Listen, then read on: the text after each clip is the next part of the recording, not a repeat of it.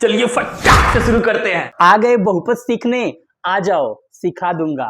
Board exam में number चाहिए, आ जाओ दिला दूंगा। बहुत से लोग ये चेहरा पहली बार देख रहे होंगे, तो मेरे ऊपर एक बार भरोसा करके ये वीडियो शुरू से लेकर आखिरी तक देख लीजिए। अगली वीडियो से ये चेहरा आपके लिए नया बिल्कुल भी नहीं रहेगा। तो आज की इस वीडियो में हम लोग शुरू करने वाले हैं क्लास 10th का एक बहुत ही इंपॉर्टेंट चैप्टर नंबर 2, जिसका नाम है बहुपद। ये आपके बोर्ड एग्जाम के लिए काफी ज्यादा इंपॉर्टेंट चैप्टर है और इस चैप्टर में आप जो भी सीखने वाले हैं वो आपके चैप्टर नंबर 4 में भी काम आने वाला है। तो बहुत ही ध्यान से अच्छे तरीके से इसको आपको सीखना है। और इसके साथ ही साथ ये एक ऐसा चैप्टर है जो आगे मैथ में आपके क्लास 11th 12th या कभी भी आप कहीं भी मैथ पढ़ेंगे, फिजिक्स पढ़ेंगे, वहां पर ये काम आने वाला है। चैप्टर 2 है बहुपद यानी कि पॉलिनोमियल्स। तो इस चैप्टर में टोटल 2 प्रश्नावली दिया गया है, प्रश्नावली 2.1 और प्रश्नावली 2.2। तो इस चैप्टर को हम लोग टोटल 4 वीडियो में खत्म करने वाले हैं। पहले वीडियो में हम लोग प्रश्नावली 2.1 में जो भी कॉन्सेप्ट दिया गया है वो सीखने वाले हैं और साथ ही साथ हम लोग एग्जाम्पल्स भी सॉल्व करने वाले हैं। दूसरे वीडियो में हम लोग प्रश्नावली 2.1 में जितने भी प्रश्न दिए गए हैं उनका हम लोग हल करने वाले हैं।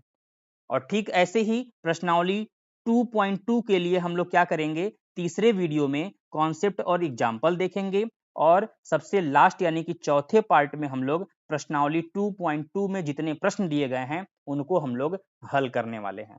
तो चलिए इस वीडियो में सीखते हैं प्रश्नावली 2.1 के कॉन्सेप्ट और एग्जाम्पल्स। तो बिल्कुल बेसिक से हम स्टार्ट करेंगे ताकि हर एक बच्चे को समझ में आ सके। तो पहले हम लोग समझेंगे कि चर व अचर क्या होते हैं। चर, चर जिसको हम लोग वेरिएबल बोलते हैं, और अचर जिसको हम लोग कांस्टेंट बोलते हैं। तो चर क्या होता है? चर ऐसी राशि होती है जिसका मान बदल सके, जिसका मान बदल सके, बदल सके। जैसे कि चर के लिए अक्सर हम लोग अंग्रेजी वर्णमाला के अक्षरों का इस्तेमाल कर लेते हैं, जैसे कि x, y एंड z। जरूरत के हिसाब से x, y, z ये सब बदलता रहता है। अचर यानी कि कांस्टेंट, ये क्या होता है? इनका मान नहीं बदलता है, इनका मान फिक्स रहता है, जिसका मान न बदले। जैसे कोई संख्या हो, जैसे मान लीजिए 2 एक संख्या है, 2 कभी नहीं बदलेगा, 2 2 ही रहेगा। 4 कभी नहीं बदलेगा, 4 4 ही रहेगा। -3 कभी नहीं बदलेगा, -3 -3 ही रहेगा। जैसे कि मान लीजिए एक एग्जाम्पल ले रहे हैं, मान लीजिए कहीं पर लिखा है 4x।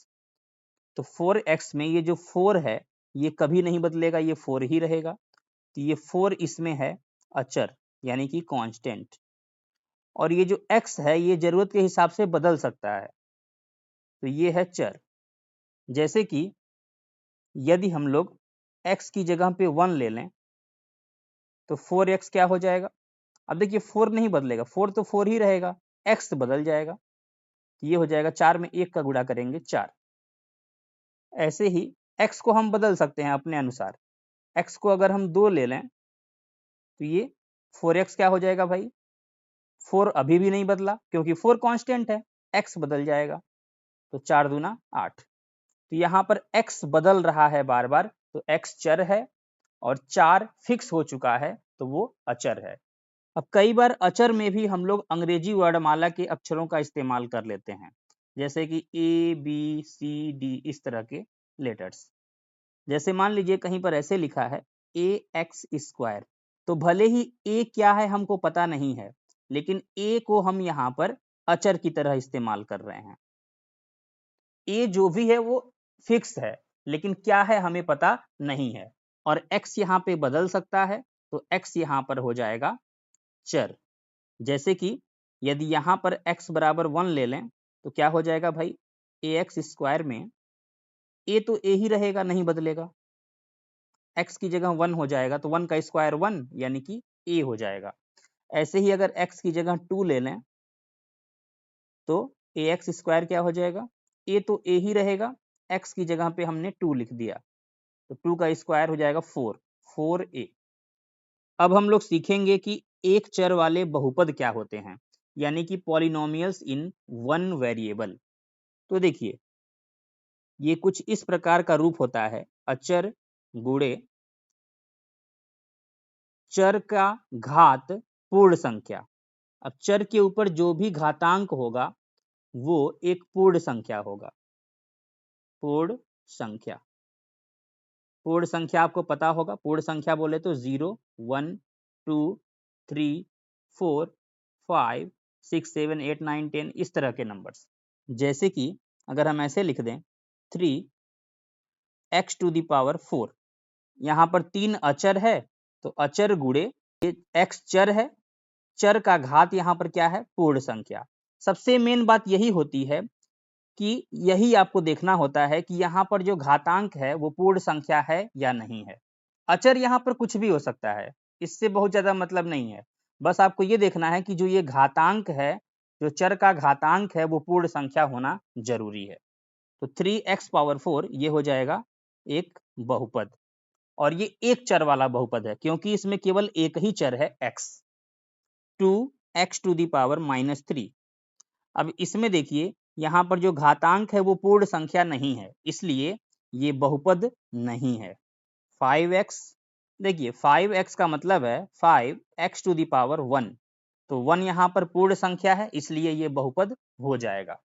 केवल अगर x लिख दें तो ये भी बहुपद हो जाएगा क्योंकि x टू दी पावर ये 1 है और 1 यहाँ पर क्या है, पूर्ण संख्या है, इसलिए ये बहुपद हो जाएगा। अब कई लोग बोलेंगे कि सर शुरुआत में अचर कहाँ गया, तो भैया कुछ नहीं लिखा है तो अचर भी यहाँ पर 1 हो जाएगा। तो अचर आपको चेक करने की जरूरत ही नहीं है, अचर तो आपको हमेशा कुछ न कुछ यहाँ पर मिल ही जाएगा। बस आपको ये देखना है कि जो घातांक है चर का वो पूर्ण संख्या है या नहीं है। अगर हम कोई संख्या लिख दें जैसे कि 4, क्या 4 एक बहुपद है? अब 4 को हम चाहें तो ऐसे लिख सकते हैं 4 गुणे 1, और एक की जगह पे हम लोग लिख सकते हैं x to the power 0। x to the power 0 क्या होता है, 1 होता है। तो इसलिए यहाँ पर 0 देखिए जो चर का घातांक है वो पूर्ण संख्या है, इसलिए ये भी क्या हो जाएगा, ये भी बहुपद हो जाएगा। तो आगे से कोई अगर संख्या आप देखें तो वो भी एक बहुपद होता है। जैसे कि अगर हम लिख दें क्या √3 बहुपद है, तो बिल्कुल है, क्योंकि √3 को भी हम लोग लिख सकते हैं √3x टू दी पावर 0, इसलिए ये भी बहुपद हो जाएगा। अगर कहीं लिखा है √x, अब क्या ये बहुपद बनाएगा, तो देखिए √x का मतलब होता है यहाँ पर x टू दी पावर 1/2। अब क्योंकि ये जो चर का घातांक है वो पूर्ण संख्या नहीं है, इसलिए ये बहुपद नहीं है। ऐसे ही अगर इस तरह से लिखा हो x और यहाँ पे छोटा सा 3 लिखा हो, तो इसका मतलब होता है घनमूल, तो इसको ऐसे लिखते हैं x टू दी पावर 1/3।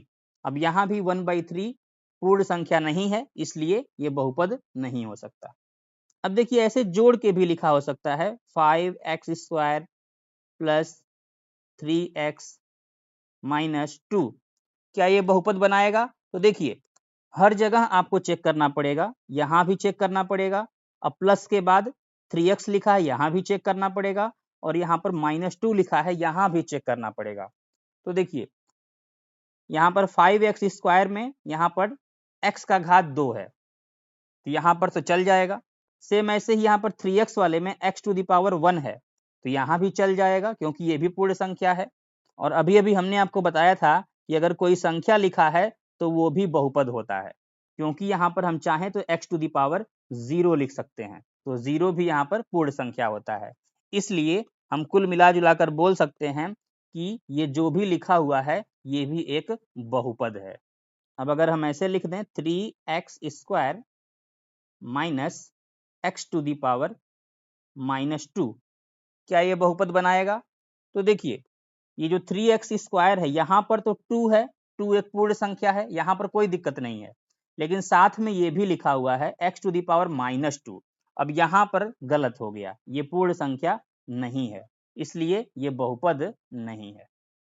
अब यहाँ पर हमने 10 प्रश्न लिए हैं, इनमें से हमको बताना है कि कौन से बहुपद हैं और कौन से नहीं हैं। तो देखिए पहला वाला देख लेते हैं। तो यहाँ पर x टू दी पावर 2 है, 2 एक पूर्ण संख्या है, चल जाएगा। यहाँ पर x टू दी पावर 1 है, ये भी चल जाएगा, और संख्या लिखा है तो x टू दी पावर 0 होता है साथ में, तो ये भी चल जाएगा, यानी कि ये बहुपद हो जाएगा। सेकंड वाले में देखिए, यहाँ पर x टू दी पावर 1 है, तो यहाँ कोई दिक्कत नहीं है, और यहाँ पर संख्या लिखा है तो साथ में x टू दी पावर 0 लगा सकते हैं, तो यहाँ पर भी कोई दिक्कत नहीं है, ये भी चल जाएगा। अब तीसरा देखते हैं। अब यहाँ पर रूट x लिखा हुआ है, रूट x का मतलब है कि x टू दी पावर 1/2, यहाँ पे +2 लिखा हुआ है। अब देखिए यहाँ पर 1/2 आ गया, जो कि पूर्ण संख्या नहीं है, इसलिए ये बहुपद नहीं होगा। चौथा कर लेते हैं। तो चौथे वाले में x टू दी पावर 1, यहाँ कोई दिक्कत नहीं है, लेकिन यहाँ पर देखिए जो ये 1/x लिखा हुआ है, यहाँ पर दिक्कत है। अब दिक्कत क्या है कि यहाँ पर नीचे नीचे तो x टू दी पावर 1 है, लेकिन कभी भी आपको नीचे नीचे चेक नहीं करना होता है, इसको ऊपर करके चेक करना होता है। तो इसको आप ऊपर करिए तो क्या हो जाएगा, ये जो 1/x वाला है, जब ये ऊपर जाएगा तो x टू दी पावर -1 हो जाएगा। आपको पता है कि जब नीचे से ऊपर जाता है तो घातांक का चिन्ह बदल जाता है, और शुरुआत वाला जो x टू दी पावर 1 है, इसको आप ऐसे ही छोड़ सकते हैं। यहाँ पर दिक्कत हो गया, यहाँ पर ये पूर्ण संख्या नहीं है, इसलिए ये बहुपद नहीं होगा। अब पांचवें में देख लेते हैं। अब पांचवें में देखिए x से डिवाइड किया गया है, तो ये जो x है उसको हम तीनों के नीचे रख सकते हैं अलग अलग। इसको ऐसे लिख सकते हैं 5x³ अपान x माइनस 3x² अपान x प्लस x अपान x। अब नीचे x है, ऊपर x³ है, ये कैंसिल करेंगे तो एक x खत्म हो जाएगा, तो बचेगा 5x²। सेम ऐसे ही इसमें से एक x खत्म होगा तो यहाँ पर केवल एक x बचेगा, यानी कि 3x, और यहाँ पर x से पूरा पूरा x कट के 1 बचेगा, तो 1।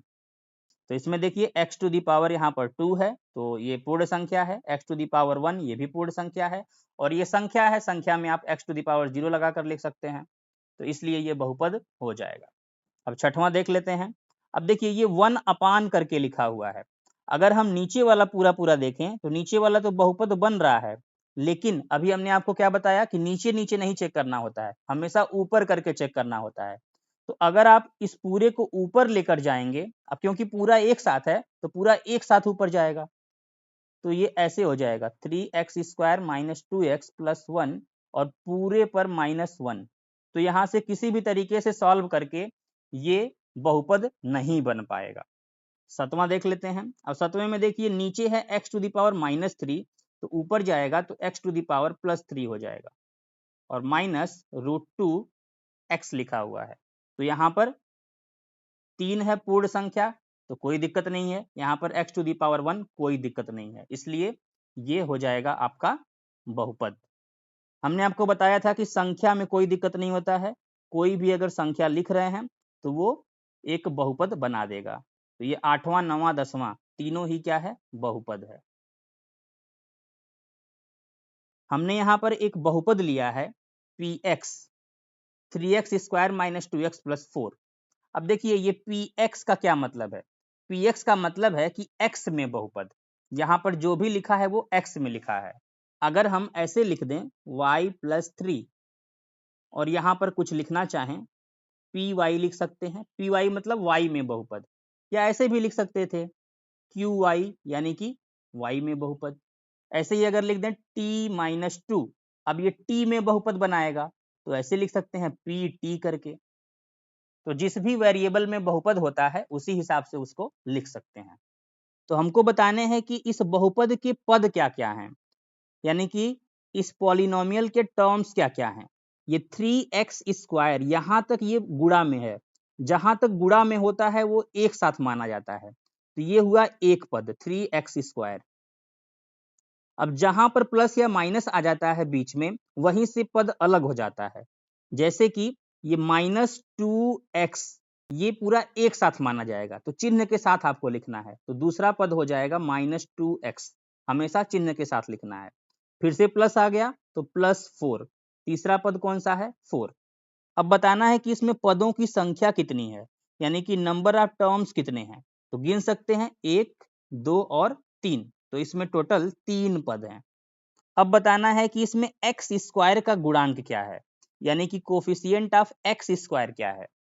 तो देखिए x² के साथ जो भी यहाँ पर संख्या लगी रहती है उसी को बोलते हैं एक्स स्क्वायर का गुणांक। जैसे एक्स स्क्वायर का गुणांक है यहाँ पर 3। फिर हमने पूछा है कि एक्स का गुणांक क्या है, तो एक्स के साथ जो संख्या लगी है वो होगा एक्स का गुणांक, लेकिन चिन्ह के साथ आपको लिखना है, तो हो जाएगा -2। तो -2 हो जाएगा एक्स का गुणांक। फिर हमने पूछा है कि x टू दी पावर 0 का गुणांक क्या होगा, तो यहाँ पर कहीं भी x टू दी पावर 0 नहीं दिखाई दे रहा है, लेकिन हमने आपको बताया था कि संख्या के साथ ऐसे लगाकर लिख सकते हैं x टू दी पावर 0। तो x टू दी पावर 0 का जो गुणांक है वो है +4, ये हो जाएगा 4। अब 4 के साथ प्लस आप लगाइए चाहे न लगाइए, उसको प्लस ही माना जाएगा, लेकिन माइनस वाले में आपको माइनस जरूर लगाना है। अब हमको बताना है कि बहुपद का घात क्या होता है, यानी कि डिग्री या पॉलिनोमियल क्या होता है। तो देखिए, बहुपद का घात का क्या मतलब होता है, जो भी चर होता है उसकी जो उच्चतम घात होती है, यानी कि जो अधिकतम घात होती है, उसी को हम लोग बहुपद की घात बोलते हैं। तो इस बहुपद में जो चर है वो है x, तो x का जो अधिकतम घात होगा उसी को बोलते हैं बहुपद की घात। तो आप देख सकते हैं कि जो x का सबसे अधिकतम घात है वो है 2। 2 से बड़ा घात इसमें नहीं मिलेगा आपको। देखिए 3x स्क्वायर में यहाँ पर 2 है, और 2x वाले में x टू दी पावर 1 है, और लास्ट वाले में x टू दी पावर 0 है। तो सबसे बड़ा कौन सा है, 2 वाला। तो चर की जो अधिकतम घात होती है उसी को बहुपद की घात बोलते हैं। अब हमको देखना है कि पदों की संख्या के आधार पर बहुपद के क्या क्या प्रकार होते हैं। तो पहला हमने यहाँ पर लिखा है एक पदी बहुपद यानी कि मोनोमियल, दूसरा हमने लिखा है द्विपदी बहुपद यानी कि बाइनोमियल्स, और तीसरा हमने लिखा है त्रिपदी बहुपद यानी कि ट्राइनोमियल्स। तो देखिए नाम से ही सब कुछ स्पष्ट है। यहाँ पर एक पदी बहुपद यानी कि एक पद वाला बहुपद, ऐसा बहुपद जिसमें केवल एक ही पद हो। जैसे कि एग्जाम्पल के लिए हम लिख दें, जैसे हमने लिख दिया 5x। अब देखिए ये एक ही पद है, ये पूरा एक साथ है, इसको एक पद माना जाएगा। ऐसे ही हम लिख सकते हैं 1/2x², ये पूरा एक साथ लिखा हुआ है, ये एक पद है, तो इसको बोलेंगे एक पदी बहुपद। ऐसे ही हम लिख सकते हैं -3, इसमें भी एक ही पद है -3। ये सब एक पदी बहुपद के एग्जाम्पल हैं। ऐसे ही 0 हो सकता है, 0 भी एक पदी बहुपद है। ऐसे ही √3 हो सकता है, ये भी एक पदी बहुपद है। अब द्विपदी बहुपद क्या होता है, ऐसे बहुपद जिसमें दो पद हों। जैसे कि हम ऐसे लिख सकते हैं 3x² - 5। अब देखिए पहला पद होगा 3x² और दूसरा पद होगा -5, तो ये द्विपदी बहुपद हो गया। ऐसे ही हम लिख सकते हैं 1/2x³ + 3। अब ये हो गया पहला पद 1/2x³, दूसरा पद हो गया +3, तो ये द्विपदी बहुपद है। ऐसे ही हम लिख सकते हैं √3x⁵ - 5x।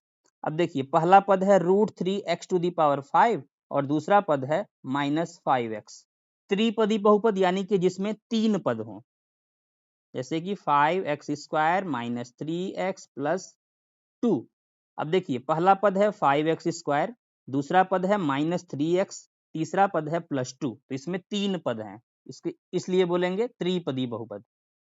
और एग्जाम्पल लिख दें तो -2x³ + 3x - 2। तो -2x³ पहला पद, दूसरा पद होगा +3x और तीसरा पद होगा -2। तो ये त्रिपदी बहुपद का एग्जाम्पल हो गया। अब देखिए जैसे कि अगर 2x³ + 5x + 3x हो, तो ऐसे तो देखने में लग रहा है कि ये त्रिपदी होगा। 2x³ पहला पद, 5x दूसरा पद और 3x तीसरा पद, लेकिन ये त्रिपदी नहीं है। क्यों नहीं है? क्योंकि देखिए ये जो 5x है और ये 3x है, ये दोनों x x वाला है, तो ये दोनों आपस में जुड़ जाएगा। जब आप इसको जोड़ेंगे तो ये हो जाएगा 2x³ और दोनों मिलाकर हो जाएगा ये 8x, इसलिए ये अब द्विपदी बन गया। अब हम लोग देखेंगे बहुपद की घात के आधार पर बहुपद के प्रकार। पहला है रैखिक बहुपद यानी कि लीनियर पॉलिनोमियल। अब ये क्या होता है? ऐसा बहुपद जिसकी घात 1 होती है उसको हम लोग बोलते हैं रैखिक बहुपद। जैसे अगर हम एग्जाम्पल की बात करें तो ऐसे कुछ हो सकता है x प्लस 2। अब देखिए ये एक ऐसा बहुपद है जिसमें x की अधिकतम घात 1 है। यहाँ पर घात 1 है, यहाँ पर घात 0 है, तो अधिकतम घात कौन सा हुआ? 1 हुआ, यानी कि इस बहुपद की घात 1 है। ऐसे और भी एग्जाम्पल हो सकता है 2x माइनस 3, यहाँ पर भी अधिकतम घात क्या है? 1 है। ऐसे भी हो सकता है 3x, ये भी एक बहुपद है जिसमें अधिकतम घात 1 है। ऐसे भी लिख सकते हैं √3x, यहाँ भी अधिकतम घात 1 है। -1/2x, यहाँ पर भी अधिकतम घात 1 है। रैखिक बहुपद का जनरल फॉर्म होता है ax प्लस b, लेकिन एक बात का आपको ध्यान रखना है कि इसमें a 0 के इक्वल नहीं होना चाहिए। अब ऐसा क्यों हम बोल रहे हैं, सोच कर देखिए कि ax प्लस b, अभी फिलहाल देखिए तो इसमें अधिकतम घात 1 है, लेकिन अगर a 0 हो जाएगा तब क्या होगा? a 0 होने का मतलब है कि ax वाला 0 हो जाना, और जब ax वाला 0 हो जाएगा तो केवल हमारे पास b बचेगा, तब ये रैखिक बचेगा ही नहीं। तो रैखिक तभी होगा जब x के साथ वाला जो गुणांक है वो 0 न हो। अगला है द्विघात बहुपद यानी कि क्वाड्रेटिक पॉलिनोमियल। अब इसमें क्या होता है, इस बहुपद की घात होती है 2। जैसे अगर हम कुछ एग्जाम्पल की बात करें तो 5x² माइनस 3x प्लस 2। अब इसमें देखिए अधिकतम घात कितना है? 2 है, तो अधिकतम घात 2 होना कंपलसरी है।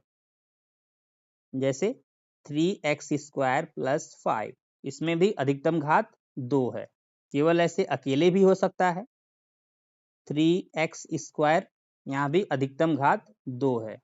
और भी एग्जाम्पल लिख सकते हैं 1/2x² माइनस 5x माइनस 1, यहाँ पर भी अधिकतम घात 2 है।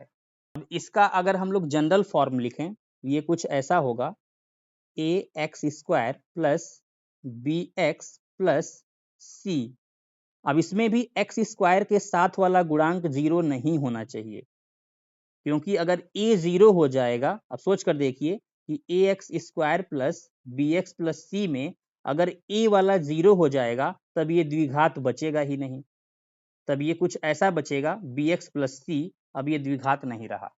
तो द्विघात बनने के लिए जरूरी है कि x² के साथ वाला गुणांक 0 न हो। अगला है त्रिघात बहुपद यानी कि क्यूबिक पॉलिनोमियल। तो इस बहुपद की घात होती है 3, यानी कि चर की अधिकतम घात इसमें 3 होना कंपलसरी है। जैसे कुछ एग्जाम्पल लिख दें तो 5x³ minus 2x² plus x plus 1। अब इसमें देखिए अधिकतम घात यहाँ पर x का 3 है, तो इसलिए ये त्रिघात बहुपद है। और कुछ एग्जाम्पल लिख दें 2x³ माइनस 3x प्लस 1, यहाँ भी अधिकतम घात 3 है, तो इसलिए ये त्रिघात बहुपद है। और भी लिख दें ऐसे 5x³, तो यहाँ भी अधिकतम घात 3 है, तो इसलिए ये त्रिघात बहुपद है। अब त्रिघात बहुपद का जो जनरल फॉर्म होगा वो कुछ ऐसे होगा ax³ plus bx² plus cx plus d, ये कुछ इस प्रकार से होगा। लेकिन अब इसमें भी ये जो 3 घात वाला है इसका गुणांक 0 नहीं होना चाहिए, तो a is not equal to 0, क्योंकि अगर a 0 हो जाएगा तो ये क्यूबिक पॉलिनोमियल यानी कि त्रिघात बहुपद नहीं बचेगा। अगला है अचर बहुपद यानी कि कांस्टेंट पॉलिनोमियल। अब इसको हमने 2 पार्ट में यहाँ पर लिखा है। हमने यहाँ पर 2 पार्ट क्यों लिखा है अभी थोड़ी देर में आपको पता चल जाएगा। तो यहाँ पर हमने लिखा है, अलग से लिखा है एक शून्य बहुपद यानी कि 0 पॉलिनोमियल, और एक हमने लिखा है कि शून्येतर अचर बहुपद। शून्येतर का मतलब होता है नॉन जीरो यानी कि शून्य के अलावा वाले अचर, ऐसे अचर जो कि शून्य न हो। जैसे कि अगर हम शून्येतर अचर बहुपद में लिखें एग्जाम्पल, जैसे 5 क्या है? एक अचर बहुपद है। ऐसे ही √3 क्या है? एक अचर बहुपद है। -1/2 क्या है? एक अचर बहुपद है। अब अगर हम आपसे पूछें ये जो 5 है इस बहुपद की घात कितनी होगी, तो हमने आपको बताया था कि इसको आप लिख सकते हैं 5x⁻0। तो इस बहुपद की घात क्या होगी? शून्य होगी। सेम ऐसे ही √3 को भी लिख सकते हैं √3x⁻0, तो इसकी भी घात होगी शून्य। ऐसे ही -1/2 को भी लिख सकते हैं -1/2x⁻0, तो इस बहुपद की घात भी शून्य होगी। यहाँ पर घात हो जाएगा शून्य। अब हमने यहाँ पर अलग से लिखा है अचर बहुपद में शून्य बहुपद। अब देखिए शून्य भी अचर बहुपद है। शून्य भी क्या है? एक अचर बहुपद है।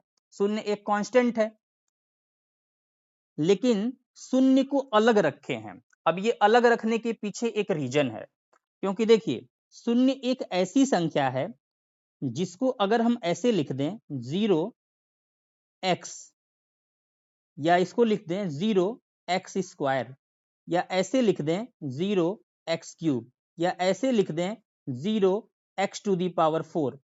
तो देखिए यहाँ पर जो भी हमने लिखा है, चाहे 0x हो, 0x² हो, 0x³ हो, 0x⁴ हो, 0x⁵ हो, देखिए सबको अगर आप सॉल्व करेंगे तो 0 ही आएगा। तो 0 को लिखने का कई तरीका है, 0x, 0x², 0x³, 0x⁴, ऐसे ही तमाम तरीके से आप लिख सकते हैं। तो यहाँ पर होता क्या है कि अगर आप 0x को देख रहे हैं तो यहाँ से लगता है कि इसका घात 1 है, और जब 0x² को आप देखते हैं तो यहाँ से लगता है कि घात इसका 2 है, और 0x³ को देखते हैं तो घात 3 का पता चलता है, और 0x⁴ को देखते हैं तो घात 4 का पता चलता है। ऐसे ही 0x⁵ को देखेंगे तो घात 5 का पता चलेगा। तो अगर हम लिखना चाहें कि शून्य बहुपद का घात कितना है, तो एक रिजल्ट पर हम लोग यहाँ पर नहीं आ सकते। कोई बोलेगा कि घात इसका 1 है, कोई बोलेगा घात 2 है, कोई बोलेगा घात 3 है, कोई बोलेगा घात 4 है, कोई बोलेगा घात 5 है। इसीलिए ऐसा बोला जाता है कि शून्य बहुपद की जो घात है वो परिभाषित नहीं है। मैथ में क्या होता है कि जब कोई भी चीज एक से ज्यादा बार होने लगती है तो उसको हम लोग ऐसे बोलते हैं कि वो परिभाषित नहीं है। इसीलिए हमने शून्य बहुपद को यहाँ पर अलग से लिखा था। शून्य बहुपद एक ऐसा अचर बहुपद है जिसकी घात परिभाषित नहीं होता है। घात परिभाषित नहीं होता है, ये आपको याद रखना है। ये बहुविकल्पीय प्रश्न में कई बार पूछ दिया जाता है। बाकी शून्य के अलावा जितने भी अचर बहुपद होंगे उनका घात क्या होता है? शून्य होता है। अगला टॉपिक है बहुपद का मान, यानी कि वैल्यू ऑफ अ पॉलिनोमियल। तो देखिए अगर हम x में एक बहुपद लिख दें x+3, और हम आपसे पूछें कि x = 1 पर बहुपद का मान बताइए, x = 1 पर बहुपद का मान बताइए, तो इसका सिंपल सीधा मतलब ये होता है कि जहां जहां x है वहां वहां पे हम लोग 1 लिख देंगे। यानी कि x = 1 पर जब बहुपद का मान निकालेंगे तो उसको हम लोग बोल सकते हैं P1। क्या बोलेंगे? P1। x की जगह पे 1 लिख देना है। और बाकी इधर क्या था? x+3 था, तो x की जगह 1 और +3, यानी कि ये हो जाएगा 4। ऐसे ही अगर हम पूछें कि x = 2 पर बहुपद का मान बताइए, बहुपद का मान बताइए, तो क्या हो जाएगा? x की जगह पे 2 लिख देंगे, यानी कि P2। अब x की जगह पे 2 आएगा तो 2 + 3 यानी कि 5। ऐसे ही हम आपसे पूछ दें कि x = -3 पर बहुपद का मान बताइए, बहुपद का मान बताइए, तो देखिए इसका मतलब है कि x की जगह -3 आएगा, तो x की जगह -3 + 3 यानी कि ये हो जाएगा 0। अब ये लास्ट वाला ध्यान में रखिएगा कि ये -3 पर 0 निकला था। अब इसी का जरूरत आगे हमको पढ़ने वाला है, अभी हम वापस से इस पेज पर आपको लेकर आएंगे। तो अगला टॉपिक है हमारा बहुपद के शून्यक, यानी कि जीरोज ऑफ अ पॉलिनोमियल। अब बहुपद के शून्यक क्या होते हैं? जैसे मान लीजिए एक बहुपद है px, बहुपद है px, और x की जगह पे हम कुछ रखें और 0 आ जाए। जैसे कि हम x की जगह पे a रखें, x की जगह पे a रखें और 0 आ जाए, तो हम बोलेंगे क्या कि a क्या है? बहुपद का शून्यक है। तो ए बहुपद px का शून्यक है, शून्यक है। यानी कि सिंपल सीधे शब्दों में ऐसे समझिए कि x का ऐसा मान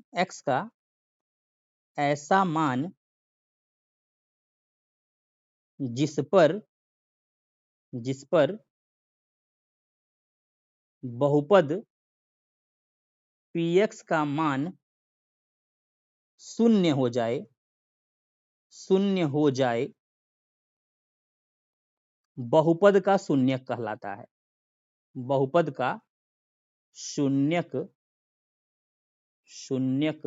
कहलाता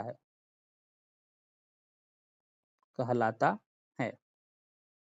जैसे कि अभी जो हमने लास्ट वाला एग्जाम्पल लिया था, इसमें देखिए हमने एक बहुपद px लिया था x + 3, और इसमें हमने लास्ट में x बराबर -3 रखा था, यानी कि p -3 निकाला था और ये 0 आ गया था। तो क्योंकि x बराबर -3 पर इस बहुपद का जो मान है वो शून्य आ गया था, इसलिए हम बोल सकते हैं कि बहुपद का शून्यक क्या होगा? -3 होगा। बहुपद का शून्यक क्या होगा? -3 होगा। x के जिस मान पर बहुपद का मान शून्य आ जाता है उसी को क्या बोलते हैं? शून्यक बोलते हैं। जैसे एक और एग्जाम्पल ले रहे हैं, px = 2x - 6। अगर हम इसमें आपसे पूछें कि क्या x बराबर 4 बहुपद px का शून्यक है? केवल चेक करना है आपको कि शून्यक है या नहीं है। तो चेक करने के लिए क्या करेंगे? P4 निकालेंगे, यानी कि x की जगह 4 रखेंगे। अब x की जगह जब 4 रखेंगे तो 2x, 2 में x का गुणा हो रहा है तो x की जगह 4 और -6। अब पहले गुणा होता है तो 2 में 4 का गुणा 8 -6, ये हो जाएगा 2। अब देखिए 2 आ रहा है, 0 नहीं आया, तो हम बोलेंगे चूंकि P4 0 के बराबर नहीं है, अतः x बराबर 4 बहुपद का शून्यक नहीं है। बहुपद का शून्यक नहीं है। जब 0 आएगा तभी शून्यक कहलाएगा। तो एक और सवाल आपसे पूछ देते हैं भाई कि क्या x बराबर 3 बहुपद का शून्यक है? बहुपद px का शून्यक है? शून्यक है। तो अब हम लोग x की जगह 3 रखेंगे, यानी कि P3 निकालेंगे। तो 2 में 3 का गुणा -6, अब 2 में 3 का गुणा 6 हो जाएगा, 6 - 6 0 हो जाएगा, शून्य आ गया। तो हम बोलेंगे चूंकि P3 बराबर शून्य आ गया, अतः x बराबर 3 बहुपद px का शून्यक है। शून्यक है। तो इस तरीके से हम लोग जांच कर सकते हैं। आगे हम लोग सीखने वाले हैं इसी वीडियो में कि आखिर शून्यक हम लोग निकालते कैसे हैं। अब यहाँ पर हमने एक बहुविकल्पीय प्रश्न लिया है।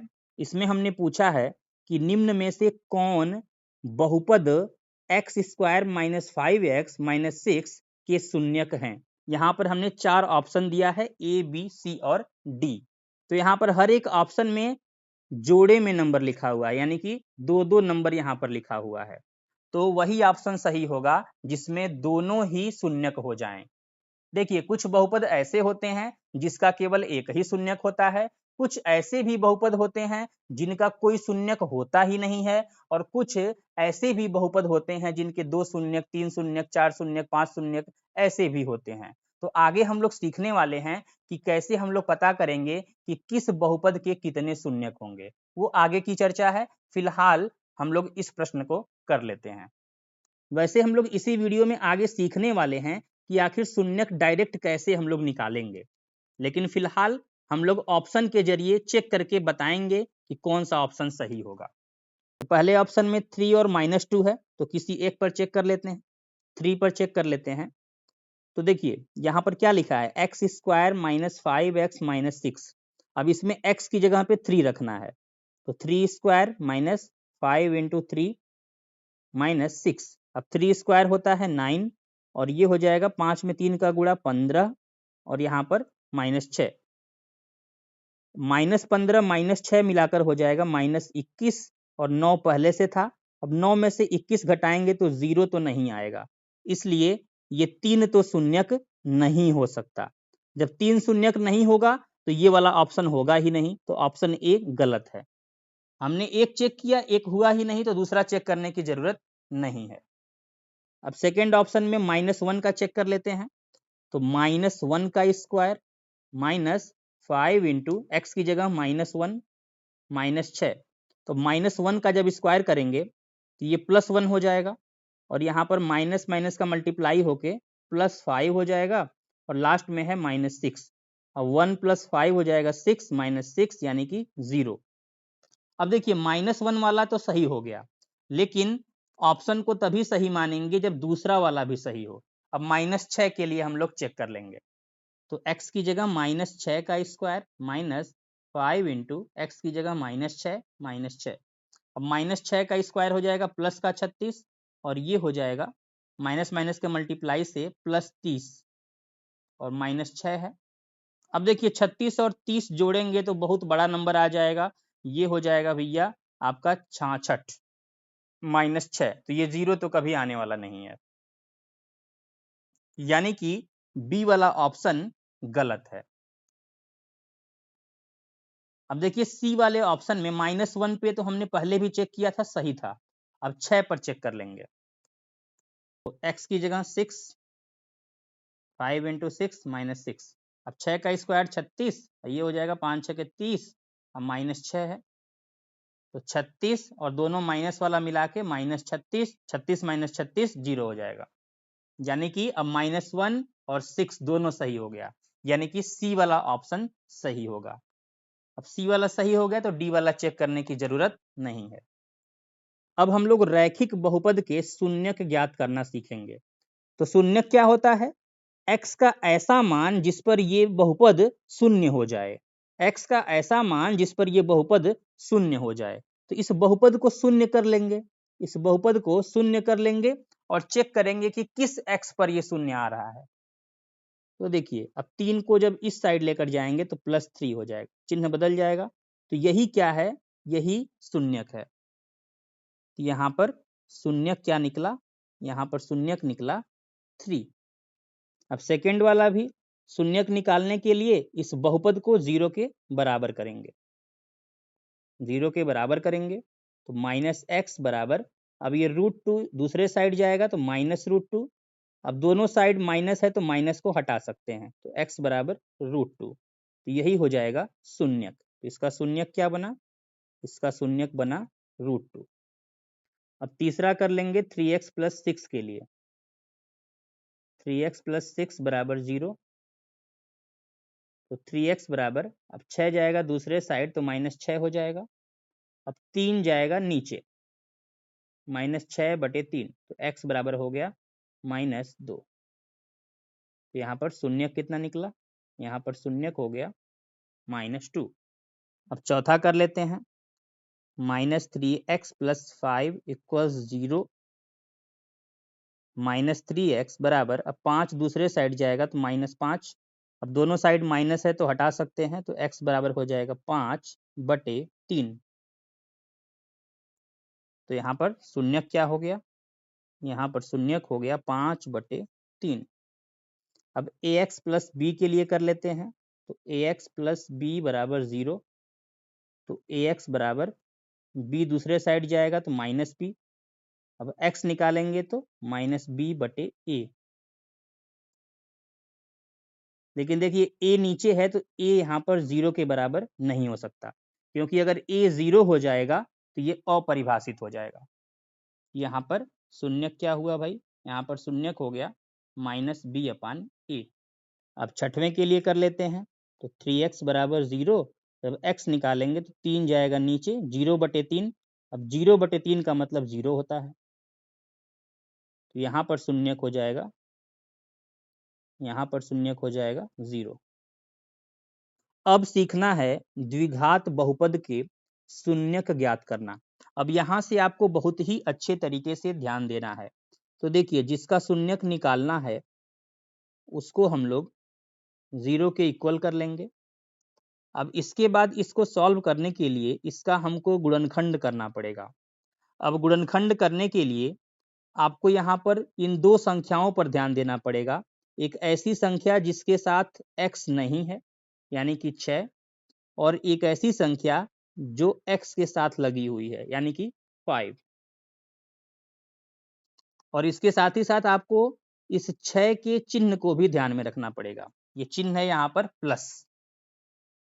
अब इसके बाद आपको दो ऐसी संख्या सोचना है कि जिसका गुणा करके 6 आ जाए, गुणा करके 6 आ जाए, और यहाँ पर प्लस है तो जोड़ के 5 आ जाए। अगर यहाँ माइनस होता तो हम ऐसे बोलते कि घटा के 5 आ जाए। तो 6 वाली संख्या गुणा करके लाना है और 5 वाली संख्या जोड़ के लाना है। तो थोड़ा सा आप सोचेंगे तो आपको पता चल जाएगा कि वो संख्या है 3 और 2। 3 और 2 का गुणा से 6 आ जाएगा और 3 और 2 को जोड़ने से 5 आ जाएगा। जैसे ही आपको ये संख्या मिल गया, आपका आधा टेंशन यहीं पर खत्म हो जाता है। अब इसके बाद क्या करेंगे? इसके बाद बस ये 5 को आप ना 5 को 3 + 2 लिख दीजिए। 5 को ऐसे ब्रैकेट लगाकर 3 + 2 लिख दीजिए। बस हमने 5 को चेंज कर दिया। साथ में x लगा था तो x यहाँ पर बाहर लगा दिया। +6 = 0। तो x²। अब ये 3x लिखिए साथ में, और एक बार 2x लिखिए साथ में। +6 = 0। अब इसके बाद इन दोनों में कॉमन करना पड़ेगा और इन दोनों में कॉमन करना पड़ेगा। तो x² और 3x में आप देखेंगे तो x आपको बाहर मिल जाएगा कॉमन। तो पहले वाले में से x निकलेगा तो x बचेगा, दूसरे वाले में से x निकलेगा तो 3 बचेगा। अब सेम ऐसे ही ये 2x और 6 में से 2 को आप बाहर निकाल सकते हैं तो x बचेगा, और 2 में 3 का गुणा करके 6 आ जाएगा बराबर 0। अब देखिए, जब भी आप सही तरीके से करेंगे तो हमेशा क्या होगा ना कि यहाँ पर और यहाँ पर दोनों सेम आएगा। जैसे यहाँ पर x + 3 है और यहाँ भी x + 3 है, तो हम क्या करेंगे, x + 3 को फिर से कॉमन कर लेंगे। तो x + 3 हो जाएगा बाहर, तो पहले वाले में x बचेगा और दूसरे वाले में +2 बचेगा। ये हो जाएगा बराबर 0। अब देखिए, कहीं पर अगर a और b का गुणा हो रहा हो और 0 आ रहा है तो यहाँ पर 100% ऐसा जरूर होगा कि इनमें से कोई ना कोई 0 जरूर होगा। जैसे कि अगर a 0 हो जाएगा तब 0 गुणे b से 0 आ जाएगा, या फिर ऐसा भी हो सकता है कि b 0 हो जाए तो a गुणे 0 से 0 आ जाएगा, या फिर ऐसा भी हो सकता है कि दोनों ही 0 हो जाए, a = 0 या b = 0, तब भी 0 × 0 से 0 आ जाएगा। तो कहने का मतलब ये है कि जब भी a गुणे b = 0 होगा तो उनमें से एक 0 जरूर होगा। तो सेम ऐसे ही यहाँ पर लगेगा कि x + 3 और x + 2 का गुणा करके 0 आ रहा है, तो इसका मतलब ये है कि या तो x + 3 वाला 0 होगा या x + 2 वाला 0 होगा। तो यहाँ पर हम कंडीशन लगा देंगे x + 3 = 0 या x + 2 = 0।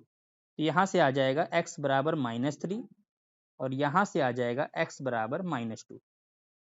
यानी कि यहाँ पर शून्यक क्या हो गया भाई, यहाँ पर शून्यक हो गया -3 व -2। अब इसको करेंगे तो x² - 11x + 18। तो फिर से 18 और 11 को साइड में लिख लेंगे, 18 11। और फिर से हमने बोला था आपको इस चिन्ह को आपको ध्यान में रखना है। यहाँ फिर से प्लस आ गया, तो करना क्या है, 18 वाले को गुणा करके लाना है और 11 वाले को जोड़ के लाना है। यहाँ प्लस है तो जोड़ के।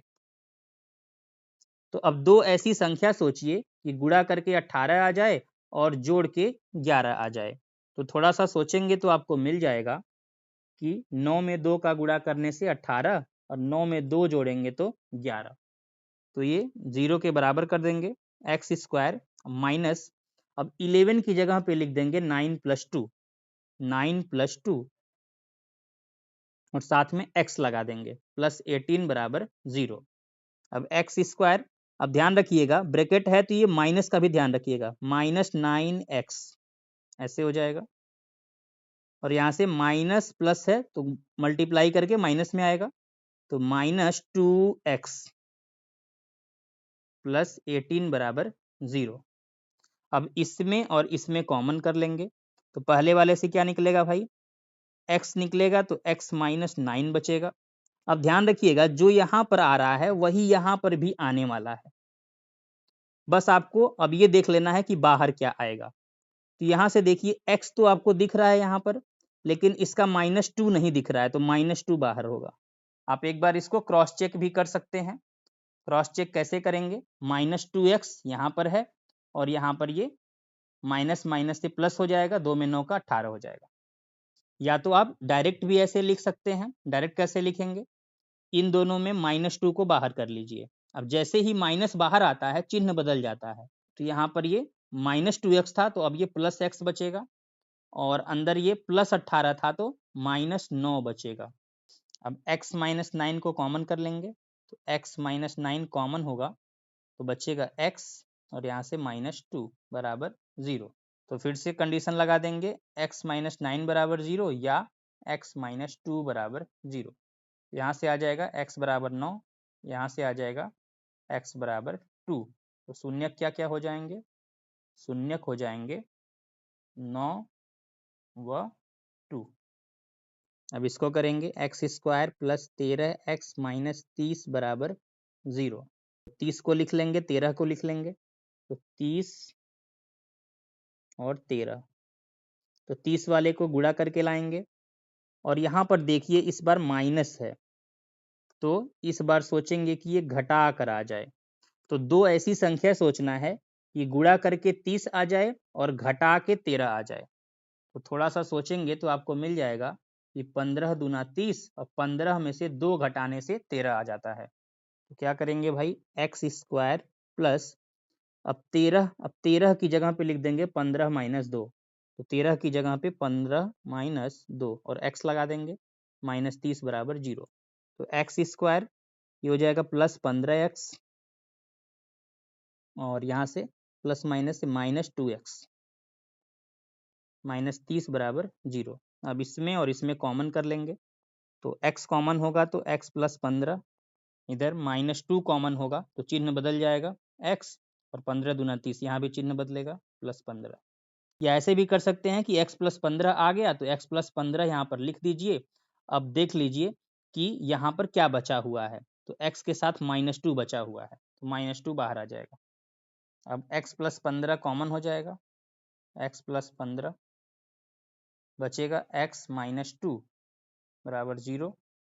अब x प्लस 15 बराबर 0 या x माइनस 2 बराबर 0, यहाँ से आ जाएगा x बराबर -15, और यहाँ से आ जाएगा x बराबर +2। तो शून्यक क्या क्या हो जाएंगे, शून्यक हो जाएंगे -15 व 2। अब इसको कर लेते हैं, तो x square minus x minus 6 बराबर 0। तो देखिए यहाँ से 6 लिख लेंगे उठाकर, ये 6 है। अब यहाँ पर देखिए x के साथ कुछ नहीं दिख रहा है तो यहाँ पर 1 होगा, ये 1 लिख देंगे। अब इसके बाद यहाँ 6 के साथ माइनस है, तो फिर से ये वाला घटा के सोचेंगे, ये वाला गुणा से सोचेंगे। तो 3 गुणे 2 से 6 आ जाता है, 3 में से 2 घटता है तो 1 आ जाता है। तो सिंपली हम लोग करने क्या वाले हैं, इसको एक्स स्क्वायर माइनस, अब ये 1 की जगह पे लिख देंगे 3 माइनस 2, 3 माइनस 2, एक्स लगा देंगे, -6 बराबर 0। तो एक्स स्क्वायर ये हो जाएगा -3x, और ये माइनस माइनस से +2x, -6 बराबर 0। अब इसमें और इसमें कॉमन करेंगे, तो x कॉमन करेंगे तो x -3, अब इन दोनों में 2 कॉमन होगा तो x -3। अब x -3 कॉमन हो जाएगा तो बचेगा x प्लस 2 बराबर 0। तो एक बार x -3 बराबर 0 या x प्लस 2 बराबर 0, तो यहाँ से हो जाएगा +3 और यहाँ से हो जाएगा -2। तो शून्य क्या हो जाएगा, शून्य हो जाएगा 3 व माइनस 2। अब इसको कर लेते हैं, x square minus 18x plus 81 बराबर 0। तो इसमें एक 81 है, दूसरा 18 है, 81 और 18। अब यहाँ पर प्लस है तो करेंगे क्या, इसको गुणा से लाएंगे, इसको प्लस से लाएंगे। तो 9 गुणे 9 से 81 हो जाता है, 9 में 9 जोड़ने से 18 हो जाता है। अब दोनों संख्या सेम सेम आ रहा है इस बार। तो देखिए इसको ऐसे लिख सकते हैं, एक्स स्क्वायर माइनस, अब 18 की जगह पे लिख देंगे 9 प्लस 9, एक्स लगा देंगे बराबर प्लस 81 बराबर 0, एक्स स्क्वायर ये हो जाएगा माइनस 9x, और ये भी माइनस प्लस से माइनस 9x प्लस 81 बराबर 0। अब इन दोनों में कॉमन करेंगे, x कॉमन करेंगे तो x माइनस 9। अब देखिए इधर भी x माइनस 9 बचेगा। अब x के साथ यहाँ पर क्या था, माइनस 9 था, तो बाहर वही बचेगा बराबर 0। x माइनस 9 और फिर से बचेगा x माइनस 9। अगर डाउट हो फिर से बता देते हैं। अब देखिए ये x माइनस 9 x माइनस 9, तो x माइनस 9 तो ऐसे कॉमन हो जाएगा, और फिर देखिए यहाँ पर x, यहाँ पर माइनस 9 बचा हुआ है, तो ये हो जाएगा x माइनस 9 बराबर 0। अब यहाँ पर देखिए ये दोनों सेम है, तो x माइनस 9 इक्वल्स 0, यानी कि x बराबर 9। तो यहाँ पर एक ही शून्यक मिला। तो कई बार ऐसे भी हो जाता है कि दोनों शून्यक बराबर हो जाते हैं, तो वहाँ पर एक शून्यक मिलता है। अब इसको करना है, तो 3x square minus 4x minus 15 बराबर 0। देखिए अभी तक हम लोग क्या कर रहे थे, यहाँ पर 15 लिखा है तो 15 पर चेक कर रहे थे, और यहाँ पर 4 लिखा है तो 4 पर चेक कर रहे थे। लेकिन अब यहाँ पर x स्क्वायर के साथ देखिए यहाँ पर 3 लिखा हुआ है, तो अभी क्या करना पड़ेगा आपको कि 15 में 3 का गुणा करना पड़ेगा। 15 तिया कितना हो जाएगा, 45। तो अब आपको 15 पर चेक नहीं करना है, 15 में 3 का गुणा करने से जो आ रहा है 45, उस पर चेक करना है। अब आपका सवाल ये होगा कि सर जो हमने पीछे 5 प्रश्न किए हैं उसमें हमने ऐसा क्यों नहीं किया। तो देखिए अभी तक हमने जितने भी सवाल किए हैं सब में यहाँ पर एक्स स्क्वायर का जो गुणांक था वो 1 था। तो अगर हम यहाँ पर देखिए 81 में 1 का गुणा कर भी लें तब भी 81 ही आना है, तो इसीलिए हमने पीछे के प्रश्न में चेक नहीं किया था ऐसे। देखिए यहाँ पर एक्स स्क्वायर का गुणांक 1 है, इसलिए 6 में अगर 1 का गुणा भी करेंगे तो 6 आएगा। तो जितने भी हमने अभी तक प्रश्न किए हैं सब में एक्स स्क्वायर का गुणांक 1 था, तो 1 वाले में तो कोई दिक्कत नहीं होगा, लेकिन 1 के अलावा जब कुछ आ जाएगा तो आपको गुणा करना पड़ेगा। तो हम लोग 15 तिया 45 पर चेक करेंगे, तो यहाँ पर हमने लिख दिया 45 और बीच में था 4, तो 45 वाला तो गुणा करके ही लाना है। अब क्योंकि यहाँ माइनस है तो हमको इसको लाना है माइनस करके। तो दो ऐसी संख्या सोचना है कि गुणा करके 45 आ जाए और घटा के 4 आ जाए। तो थोड़ा सा सोचेंगे तो आपको मिल जाएगा कि 9 में 5 का गुणा 45, 9 में से 5 घटाएंगे 4, तो ऐसे ही कर लेंगे। अब 4 की जगह पे लिख देंगे 9 माइनस 5, 4 की जगह पर 9 माइनस 5, एक्स लगा देंगे, 3x स्क्वायर ये हो जाएगा माइनस 9x, और ये माइनस माइनस से प्लस 5x, माइनस 15 बराबर 0। अब इसमें और इसमें कॉमन कर लेंगे। तो देखिए जहां से भी आपको आसान लगे वहां से आप कॉमन कर सकते हैं। जैसे अगर हम 5x माइनस 15 वाले में से करें तो आप देख सकते हैं कि इसमें से 5 तो जरूर निकलेगा, 5 निकलेगा तो x माइनस 3 बचेगा बराबर 0। तो x माइनस 3 आ रहा है तो इधर भी x माइनस 3 जरूर आएगा। तो आप देख सकते हैं कि अगर हम इसमें से x निकाल दें तो इसमें आप देखिए x निकालने से भी अभी 3x यहाँ पर बचा हुआ है, तो 3x बाहर हो जाएगा। और आप चाहें तो डायरेक्ट भी आप यहाँ से ऐसे कॉमन कर सकते थे। ध्यान से आप 3x स्क्वायर और माइनस 9x में देखेंगे तो x तो निकल ही जाएगा और 3 से 9 कट जाएगा तो इसलिए 3 भी निकल जाएगा, तो यहाँ पर x बचेगा और 3 तिया 9। अब x माइनस 3 को कॉमन कर लेंगे, x माइनस 3 तो बचेगा 3x प्लस 5 बराबर 0। तो x माइनस 3 बराबर 0 या 3x प्लस 5 बराबर 0। तो यहाँ से हो जाएगा x बराबर 3 और यहाँ से निकलेगा 5 उधर जाएगा तो -5, अब x निकलेगा -5/3। तो यहाँ पर शून्य क्या क्या हो गया, यहाँ शून्य हो गया 3 व -5/3। अब इसको करना है तो इसको भी हम लोग क्या करेंगे, 0 के बराबर कर लेंगे। अब देखिए एक्स स्क्वायर के साथ यहाँ पर -2 लिखा हुआ है, देखिए यहाँ पर माइनस आ गया। तो जब भी यहाँ पर माइनस आ जाए तो आप एक काम करिए, दोनों पक्षों में माइनस का गुणा करके पहले ये जो एक्स स्क्वायर का माइनस है उसको हटा लीजिए, तो थोड़ा सा आसान लगेगा। जब दोनों पक्षों में -1 का गुणा कर देंगे तो सारा चिन्ह बदल जाएगा, माइनस का गुणा करते ही चिन्ह बदल जाता है। तो ये हो जाएगा +2x², ये हो जाएगा +23x और ये हो जाएगा -12, और 0 में जब -1 का करेंगे तब भी ये 0 ही आएगा। अब क्या करेंगे, 12 में 2 का गुणा कर लेंगे यानी कि 24 पर चेक करेंगे और बीच में लिखा है 23, तो 24 वाला गुणा करके लाएंगे। अब क्योंकि यहाँ माइनस है तो दूसरा वाला घटा कर सोचेंगे, तो 24 गुणे 1 और 24 माइनस 1 से आ जाएगा। तो ये 2x² प्लस 23 की जगह हो जाएगा 24 माइनस 1, x लगा देंगे, -12 बराबर 0। तो 2x² प्लस ये हो जाएगा 24x और -1x यानी कि x, -12 बराबर 0। अब इसमें और इसमें देखिए तो x तो निकलेगा ही और 2 भी निकल जाएगा। अब 2x निकल गया तो x बचेगा और इसका x निकल गया, 2 निकल गया, 2 से 12 12 में 24। अब x प्लस 12 है तो इधर भी वही आना चाहिए, x प्लस 12। तो अब यहाँ क्या बचा हुआ है, तो देखिए x तो हो गया है, यहाँ पर -1 लिखना पड़ेगा, तो कॉमन हो जाएगा x प्लस 12 और 2x माइनस 1 बराबर 0। तो x प्लस 12 बराबर 0 या 2x माइनस 1 बराबर 0। यहाँ से हो जाएगा -12 और यहाँ से हो जाएगा 2x बराबर 1, तो x बराबर 1/2। तो शून्य हो जाएगा -12 व 1/2। अब अगला है रूट में दिया हुआ है। अब बहुत से बच्चों को रूट वाले में समस्या होता है, तो थोड़ा सा अच्छे से इसको समझ लीजिए। तो √3x² प्लस 5x प्लस 2√3 बराबर 0। तो पहले क्या करेंगे, ये √3 का और 2√3 का गुणा करेंगे। तो देखिए √3 का और 2√3 का जब आप गुणा करेंगे तो 2 तो ऐसे ही रह जाएगा और √3 का √3 में 3 होता है और 2 में 3 का 6, यानी कि 6 आ रहा है। तो 6 पर चेक करेंगे और बीच में 5 है तो 5 पर चेक करेंगे।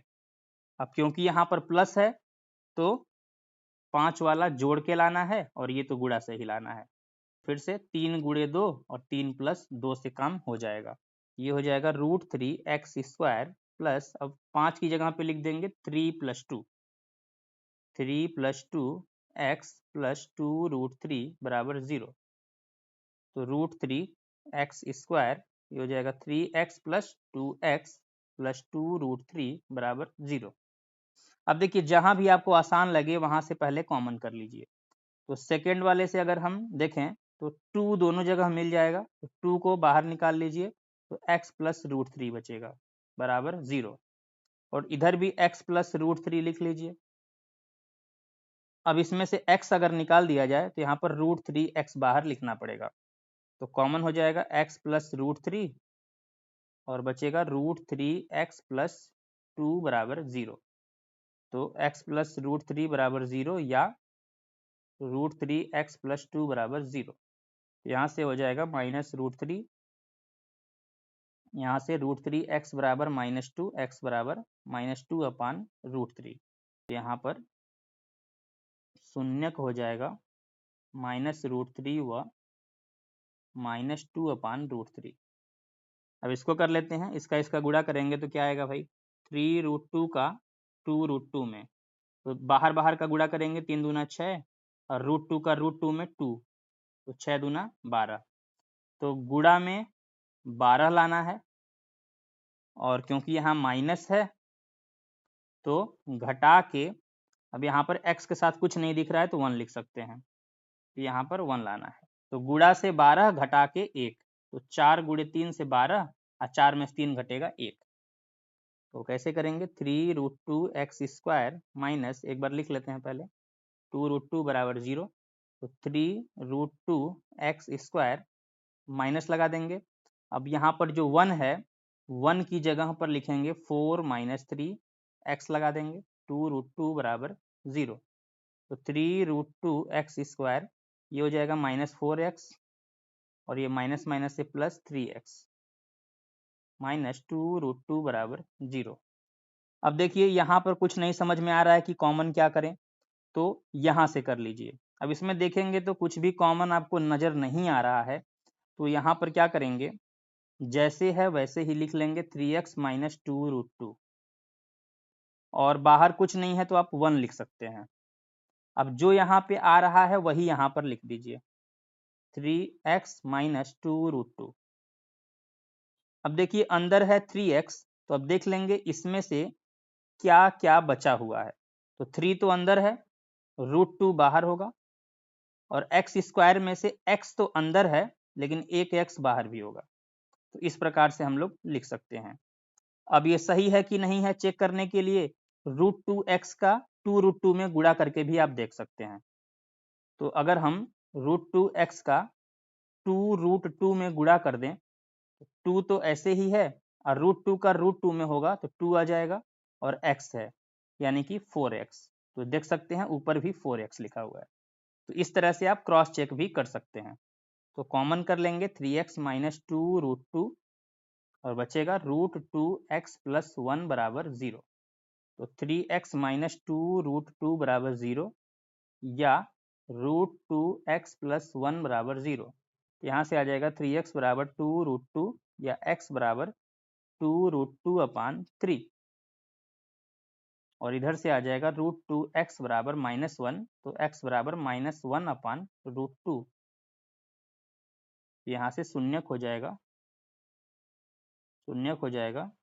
2√2 अपान 3 व -1 अपान √2। अब देखिए 18 और यहाँ पर 1 है, तो 18 कम 18, तो 18 पर ही चेक करना है। अब यहाँ पर है 5√3। अब देखिए बीच में रूट आ गया, तो जब x के साथ रूट आ जाता है तो थोड़ा सा और ध्यान से आपको करना पड़ेगा, थोड़ा इसको समझने का प्रयास करिएगा। अब देखिए 18 के साथ यहाँ प्लस है, तो इसका मतलब ये वाला जोड़ के लाना है और ये मल्टीप्लाई से लाना है। अब एक बात समझिए कि रूट वाली संख्या को हम लोग कब जोड़ते हैं।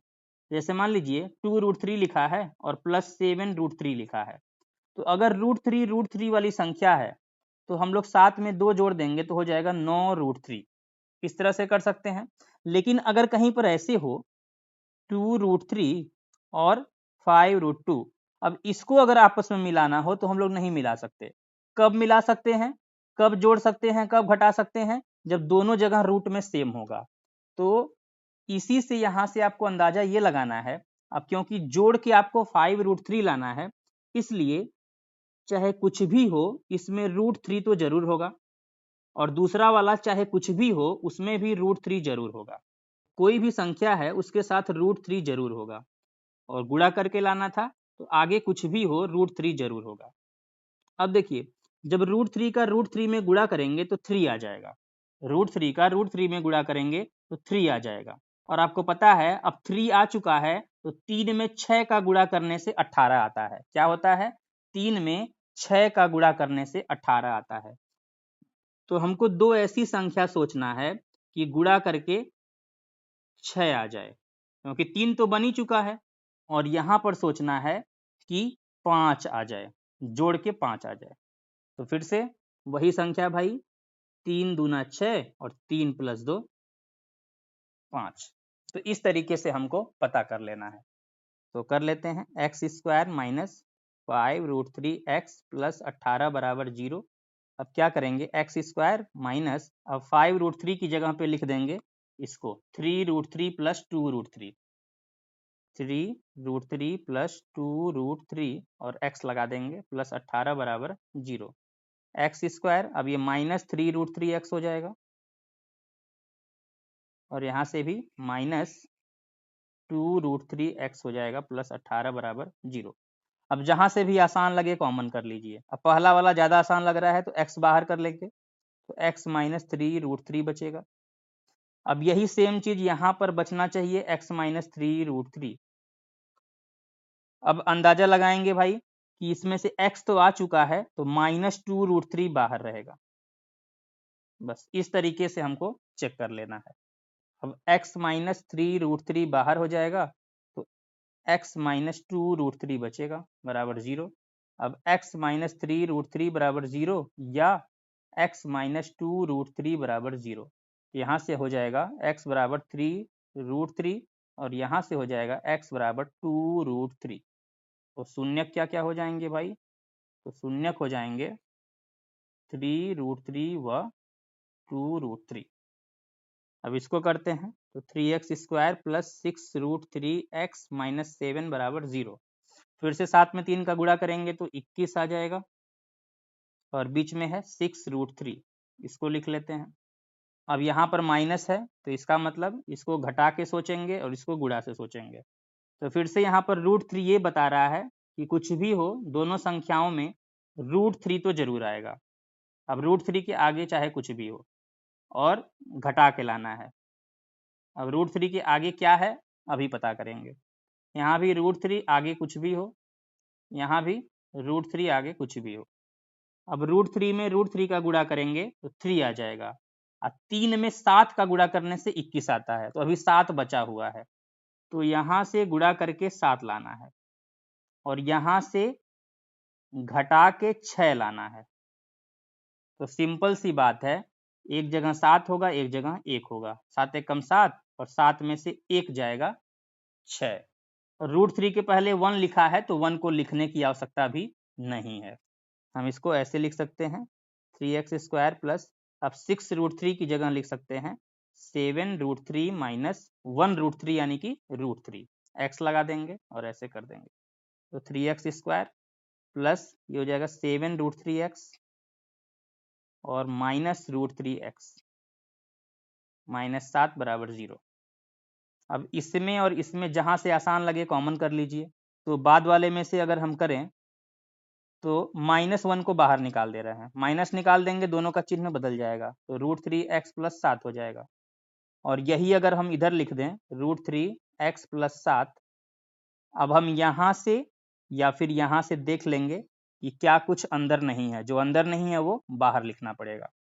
अगर हम यहाँ से देखें तो इसमें से केवल 7 लिखा हुआ है, बाकी जो √3x है वो नहीं है, तो वही बाहर होगा।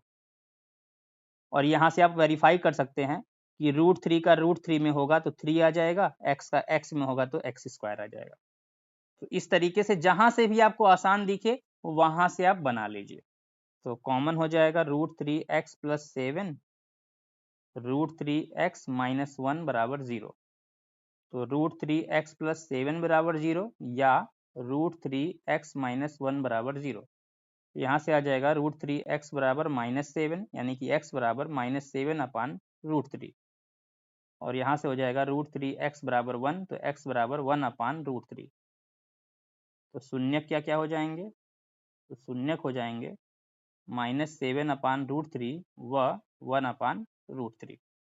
अब कुछ छोटे छोटे प्रश्न हैं, इनको कर लेते हैं। तो इसको 0 के बराबर करेंगे तो x स्क्वायर माइनस 4 बराबर 0, तो x स्क्वायर बराबर हो जाएगा 4। अब देखिए जब स्क्वायर हटता है तो ऐसे रूट लगता है, और जब भी स्क्वायर हटा के रूट लगता है तो प्लस और माइनस दोनों में हो सकता है। अब 4 का वर्गमूल होता है 2। आपको पता होना चाहिए कि 4 को हम लोग ऐसे लिख सकते हैं 2 गुणे 2 और जोड़े में से 1 बाहर होगा। डायरेक्ट आपको याद भी होना चाहिए कि 4 का वर्गमूल 2 होता है। तो यहाँ पर +2 भी होगा और -2 भी होगा, इसमें दोनों आंसर शामिल है। तो इसके शून्यक क्या क्या होंगे? इसके शून्यक होंगे 2 व -2। इसको कर लेते हैं x स्क्वायर माइनस 2 बराबर 0, तो x स्क्वायर बराबर 2। जब स्क्वायर हटेगा तो प्लस माइनस लगा के रूट चढ़ेगा। तो इसमें भी दो दो शून्यक है, एक है +√2 और दूसरा है -√2। अब 14 नंबर कर लेते हैं 2x स्क्वायर माइनस 16 बराबर 0, तो 2x स्क्वायर बराबर 16, तो x स्क्वायर बराबर हो जाएगा 16/2 यानी कि एक्स स्क्वायर बराबर 8। अब जब x निकालेंगे तो प्लस माइनस √8 होगा। अब आपको पता है कि √8 को हम लोग ऐसे लिख सकते हैं 2 गुणे 2 गुणे 2, 2 दूना 4 दूना 8। अब जोड़े में से एक निकलेगा तो प्लस माइनस 2 तो निकल जाएगा, लेकिन 1 2 अंदर बचा रह जाएगा। तो इसमें शून्य क्या क्या हो जाएगा भाई, इसमें शून्य हो जाएगा, एक 2√2 होगा और दूसरा -2√2 होगा। 15 नंबर के लिए 3x² - 6x बराबर 0। अब देखिए दोनों जगह से कॉमन हो सकता है, दोनों 3 से कटने वाली संख्या है और x भी निकल जाएगा। तो पहले वाले में x बचेगा, दूसरे वाले में 2 बचेगा। अब देखिए, अब एक बार x 0 हो सकता है और एक बार x - 2 बराबर 0 हो सकता है। तो x - 2 बराबर 0, तो एक तो हो जाएगा x बराबर 0 और दूसरा हो जाएगा x बराबर +2। तो यहाँ से शून्य क्या क्या हो जाएगा, यहाँ से हो जाएगा 0 व 2। अब हम लोग को सीखना है कि किसी बहुपद के शून्यकों की संख्या कितनी होती है। जैसे अगर कोई रैखिक बहुपद है, यानी कि घात 1 वाला बहुपद, इस तरह का कोई बहुपद ax + b जहाँ पर a is not equal to 0, तो इस तरह के जो भी बहुपद होते हैं उनके एक शून्यक जरूर होते हैं। याद रखिएगा, रैखिक बहुपद का अनिवार्य रूप से एक शून्यक जरूर होता है। जैसे कि मान लीजिए x - 3 है, अगर हम पूछें इसका शून्यक बताओ तो क्या निकालेंगे, x - 3 बराबर 0 यानी कि x बराबर 3। तो एक शून्यक जरूर होता है, एक से ज्यादा भी नहीं होगा और एक से कम भी नहीं होगा। अगर द्विघात बहुपद की बात करें तो ऐसा बहुपद जिसका घात 2 होता है, और त्रिघात बहुपद क्या होता है, ऐसा बहुपद जिसका घात 3 होता है। तो देखिए, अगर घात 2 वाला बहुपद है तो इसके अधिक से अधिक 2 शून्यक हो सकते हैं। शून्यकों की अधिकतम संख्या कितनी होगी, अधिकतम संख्या 2 होगी। अब हम यहाँ पर अधिकतम क्यों बोल रहे हैं, अधिकतम का मतलब है कि 2 से ज्यादा कभी नहीं होगा, लेकिन 2 से कम हो सकता है। कई बार ऐसा भी होगा कि ऐसे द्विघात बहुपद मिलेंगे जिनके कोई शून्यक नहीं होंगे, 0 शून्यक होंगे। ऐसे भी मिलेंगे जिनके केवल एक ही शून्यक होंगे, और ऐसे भी मिलेंगे जिनके 2 शून्यक होंगे, लेकिन 2 से ज्यादा कभी नहीं हो सकता।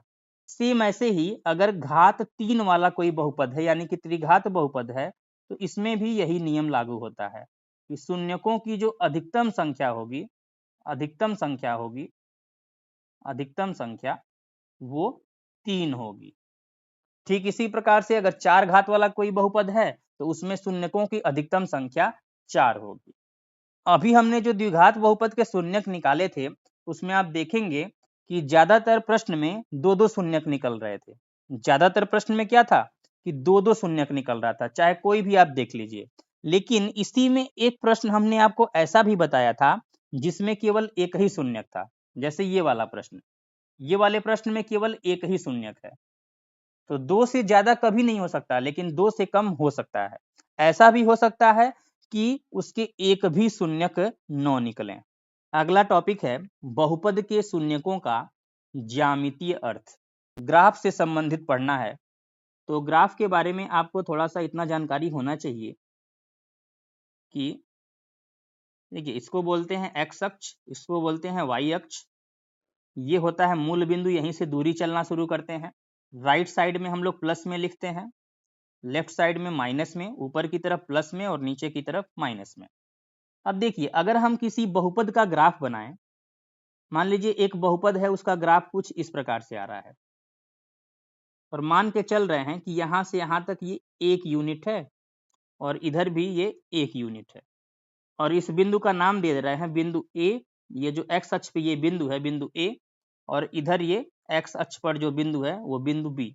अगर हम पूछें कि बिंदु ए का निर्देशांक बताओ, तो x में 1 चले हैं और y में चलना ही नहीं पड़ा, तो यानी कि 0। ऐसे ही बिंदु बी का निर्देशांक क्या होगा, x में 1 चले हैं लेकिन लेफ्ट साइड में, तो इसलिए -1, और y में चले ही नहीं है तो 0।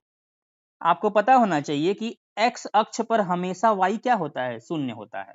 x अक्ष पर हमेशा हर बिंदु पर क्या होता है, y शून्य होता है। तो अगर हम बोलें कि ये जो बहुपद का ग्राफ है ये शून्य कहाँ कहाँ पे हुआ है, तो देखिए जब हम ये बोलते हैं कि बहुपद का मान शून्य कहाँ कहाँ पर हो रहा है, तो इसका मतलब हम ये आपसे पूछना चाह रहे हैं कि y कहाँ कहाँ पर शून्य हो रहा है। बहुपद के मान का शून्य होना मतलब y का शून्य होना। यहाँ पर ये लाइन हम लिख दे रहे हैं, बहुपद का मान शून्य होना मतलब y का शून्य होना। और y शून्य कहाँ होता है, y शून्य होता है हमेशा x अक्ष पर। y शून्य कहाँ होता है, ये होता है x अक्ष पर। जैसे ये जो हमने ग्राफ बनाया है ये दो जगह पर शून्य हुआ है, दो जगह पर शून्य हुआ है, एक बिंदु A पर और दूसरा बिंदु B पर। जब ये A पर शून्य हुआ है यानी कि y शून्य हुआ है तो यहाँ पर x क्या था, 1 था। और जब ये B पर शून्य हुआ है, B पर शून्य हुआ है तो यहाँ पर x बराबर -1 था, x बराबर -1 था। तो एक बार ये x बराबर 1 पर शून्य हुआ है और दूसरी बार ये x बराबर -1 पर शून्य हुआ है। यानी कि हम यहाँ से ये बोल सकते हैं कि ये जिस भी बहुपद का ग्राफ है, जिस भी बहुपद का ग्राफ है उस बहुपद के शून्यक क्या क्या हैं, उस बहुपद के शून्यक हैं 1 और -1। बहुपद के शून्यक हैं 1 व -1, क्योंकि 1 और -1 पर ही ग्राफ 0 पर जा रहा है, यानी कि y 0 हो रहा है। तो कुल मिला जुलाकर आपको यहाँ से ये सीखना है कि ग्राफ जब भी x अक्ष को काटेगा तो वहां पर y 0 होता है, यानी कि बहुपद का मान शून्य होता है। और जिस x पर वो शून्य होता है वहीं से हमको शून्यक मिल जाता है। अगर हम पूछें कि जिस भी बहुपद का ये ग्राफ है उस बहुपद के कितने शून्यक हैं, तो हम बोलेंगे 2 शून्यक हैं, 2 शून्यक हैं। कैसे पता चल रहा है, क्योंकि ये x अक्ष को 2 बार काट रहा है, x अक्ष को जितनी बार काटेगा उतने शून्यक होंगे। क्या हमने बोला, x अक्ष को जितनी बार काटेगा उतने शून्यक होंगे। यहां पर हम इसी बात को लिख दे रहे हैं, ग्राफ x अक्ष को जितने बिंदुओं पर काटता है उसके उतने ही शून्यक होते हैं, उतने ही शून्यक होते हैं। समझाने के लिए हम एक रैखिक बहुपद का यहाँ पर ग्राफ बनाएंगे। देखिए जैसे कि एक हम बहुपद ले रहे हैं x + 3, ये एक रैखिक बहुपद है। ये बहुपद x में है तो इसको हम ऐसे भी लिख सकते हैं कि ये x में है तो px होगा, या फिर इसी को हम ऐसे बोल सकते हैं y बराबर x + 3। जब भी ग्राफ बनाना हो तो यहाँ पर y लिख लिया करिए। तो इसका ग्राफ बनाने के लिए हमको कम से कम 2 बिंदु चाहिए होता है,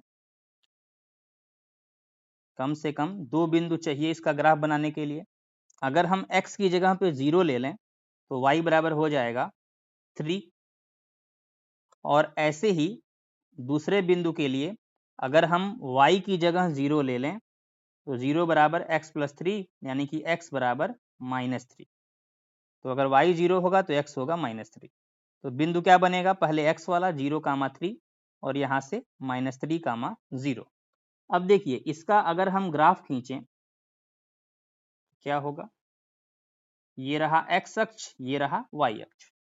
अब देखिए 0,3 किधर पड़ेगा, तो 0,3 का मतलब है x में 0 और y में 3, तो x में चलना ही नहीं है, x में चलना ही नहीं है, x में 0 है, सीधे y में चलना है, y में +3, तो ऊपर की तरफ ये हो जाएगा 0,3। ऐसे ही अगर हम -3,0 देखें तो x में -3 यानी कि इधर चलेंगे माइनस की तरफ, तो x में -3 और y में 0 है यानी कि चलना ही नहीं है, तो ये हो गया -3,0। अब 2 बिंदु मिल गया तो इसको अगर मिला दें तो हमको एक लाइन मिल जाएगी, ये बन गई एक लाइन।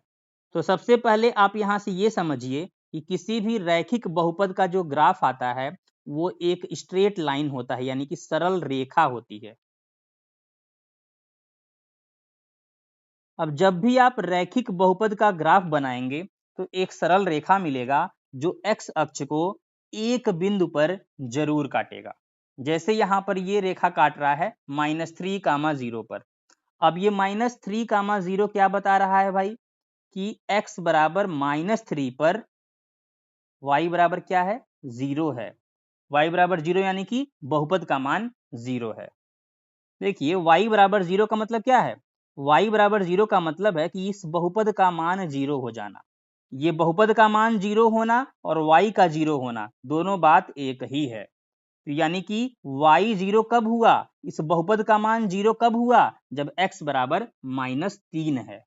तो अगर हम बोलें कि इस बहुपद का शून्य क्या है, इस बहुपद का शून्य क्या है, बहुपद का शून्य क्या है, तो वो हो जाएगा -3।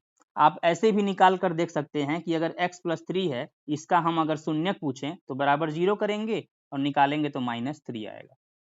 तो कभी भी अगर ग्राफ से आपको शून्य पता करना है तो ये देखिए कि वो ग्राफ x अक्ष को कहाँ पर काट रहा है। जहां पर x अक्ष को काटेगा वहीं से जो x वाला निर्देशांक होगा वहीं से हमको शून्य मिल जाता है। अब क्योंकि ये जो रैखिक बहुपद का ग्राफ है वो x अक्ष को एक बिंदु पर काटता है, ग्राफ x अक्ष को एक बिंदु पर काटता है, इसलिए यहाँ पर शून्यकों की संख्या कितनी होगी, शून्यकों की संख्या 1 होगी, शून्यकों की संख्या 1 होगी। ऐसे ही जब आप द्विघात बहुपद का ग्राफ बनाएंगे तो वो कुछ इस प्रकार का निकल कर आता है, कुछ इस तरह से होता है, इस तरह का शेप देखने को मिलता है। और इस तरह के शेप को हम लोग बोलते हैं परवलय। क्या बोलते हैं, परवलय, परवलय। इंग्लिश में बोलते हैं पैराबोला, पैराबोला। और परवलय की खासियत ये होती है कि ये अधिकतम 2 बिंदुओं पर x अक्ष को काट सकता है। ये ग्राफ क्या करेगा, इसका जो ग्राफ होगा वो अधिकतम 2 बिंदुओं पर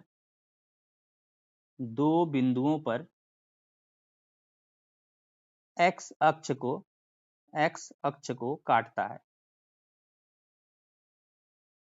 अब अधिकतम 2 बिंदुओं पर अगर x अक्ष को काटेगा तो अधिकतम कितने शून्यक होंगे द्विघात बहुपद के, 2 शून्यक। अधिकतम शून्यकों की संख्या, शून्यकों की संख्या, अधिकतम शून्यकों की संख्या 2 होगी। अब जैसा कि हमने आपको बताया था यहाँ पर अधिकतम का मतलब क्या है कि 2 से ज्यादा बिंदुओं पर कभी नहीं काट सकता। अगर काटेगा तो अधिकतम अधिक से अधिक 2 ही बिंदुओं पर काट सकता है, लेकिन 2 से कम पर भी काट सकता है। कभी कभी एक ही बिंदु पर काटेगा और कभी कभी ऐसा भी होगा कि एक भी बिंदु पर नहीं काटेगा। अब यहाँ पर देखिए अलग अलग स्थितियों में द्विघात बहुपद का ग्राफ बनाया गया है। तो यहाँ पर देखते हैं, जैसे कि यहाँ पर जो पहला वाला पार्ट है इसमें देखिए 2 बिंदुओं A और A' पर x अक्ष को काट रहा है। तो अगर इस तरह का ग्राफ बनेगा तो इसका मतलब है यहाँ पर 2 शून्यक देखने को मिलेंगे। यहाँ पर कितने शून्यक, यहाँ पर 2 शून्यक। x अक्ष को 2 बिंदुओं पर काट रहा है इसलिए 2 शून्यक। दूसरे वाले ग्राफ में भी देखिए यहाँ पर भी 2 बिंदुओं पर काट रहा है तो यहाँ भी 2 शून्यक, यहाँ भी 2 शून्यक। अब ये नीचे वाले में देखिए यहाँ पर क्या है, केवल एक बिंदु पर टच करके निकल रहा है। तो हम ऐसे बोल सकते हैं एक बिंदु पर ये x अक्ष को काट रहा है या स्पर्श कर रहा है। तो केवल एक बिंदु पर काट रहा है तो इसलिए यहाँ पर 1 शून्यक। जब भी ऐसा ग्राफ बनेगा तो 1 शून्यक होगा। ऐसे ही चौथे वाले में भी देखिए एक ही जगह पर टच कर रहा है, काट रहा है, तो इसलिए यहाँ पर भी 1 शून्यक। ये पांचवें वाले में देखिए ये ऊपर ऊपर ही ग्राफ निकल गया, ये एक्स अक्ष को कहीं पर भी काट नहीं रहा है, तो यहाँ पर कोई शून्यक नहीं होगा, कोई शून्यक नहीं। अब लास्ट वाले में भी देखिए, लास्ट वाले में भी नीचे नीचे ही निकल गया, ये एक्स अक्ष को कहीं काट ही नहीं रहा है, तो यहाँ भी कोई शून्यक नहीं, कोई शून्यक नहीं। तो द्विघात बहुपद में एक भी शून्यक नहीं हो सकता है, एक शून्यक भी हो सकता है और अधिक से अधिक दो शून्यक हो सकता है, दो से ज्यादा कभी नहीं होगा। अब यहाँ पर उदाहरण में एक प्रश्न दिया गया है, कह रहा है कि नीचे दी हुई आकृतियों के ग्राफों को देखिए, प्रत्येक आकृति y बराबर px जहां px एक बहुपद है का ग्राफ है। यहाँ पर जो भी ग्राफ दिखाया गया है वो एक बहुपद px का ग्राफ है। तो कह रहा है कि ग्राफों से प्रत्येक के लिए px के शून्यकों की संख्या ज्ञात कीजिए। तो कह रहा है कि ग्राफ को देखकर बताना है कि शून्यकों की संख्या कितनी होगी। तो देखिए पहले वाले में देखिए कि ये एक्स अक्ष को केवल एक बिंदु पर काट रहा है, इसलिए इसके एक ही शून्यक होंगे। तो पहले के लिए हम लोग कैसे लिखेंगे, चूंकि ग्राफ एक्स अक्ष को एक बिंदु पर काटता है, इसलिए शून्यकों की संख्या बराबर एक। अब दूसरे वाले में देखिए, अब ये एक्स अक्ष को दो बिंदुओं पर काट रहा है, इसलिए इसके दो शून्यक होंगे। तो फिर से लिखेंगे, चूंकि ग्राफ एक्स अक्ष को दो बिंदुओं पर काटता है, इसलिए शून्यकों की संख्या बराबर दो। अब तीसरा वाला देखिए, अब इसमें ध्यान से देखिए, एक, दो और तीन, ये जो ग्राफ है ये तीन बिंदुओं पर काट रहा है। ये द्विघात बहुपद का ग्राफ नहीं हो सकता। द्विघात बहुपद का ग्राफ जब भी बनता है तो वो परवलय के जैसा बनता है। तीसरे वाले में होगा तीन शून्यक, क्योंकि ग्राफ एक्स अक्ष को तीन बिंदुओं पर काटता है, इसलिए शून्यकों की संख्या बराबर तीन। चौथे पार्ट में देखिए एक बिंदु पर काट रहा है, इसलिए चौथे में क्या होगा, शून्यकों की संख्या बराबर, अब इसमें डायरेक्ट लिख रहे हैं, आप रीजन वैसे ही लिख सकते हैं, चूंकि ग्राफ एक्स अक्ष को एक बिंदु पर काटता है, इसलिए शून्यकों की संख्या बराबर एक। अब यहां पर देखिए, यहां पर एक जगह पे ही काट रहा है, बस ऐसे टच करके निकल गया, तो यहां पर शून्यकों की संख्या एक होगी। यहां पर भी ऐसे ही लिख देंगे, चूंकि ग्राफ एक्स अक्ष को एक बिंदु पर काटता है, इसलिए शून्यकों की संख्या बराबर एक। अब लास्ट वाले में देखिए, इसमें एक, दो, तीन और चार बिंदुओं पर काट रहा है। चूंकि ग्राफ एक्स अक्ष को चार बिंदुओं पर काटता है, इसलिए शून्यकों की संख्या बराबर चार।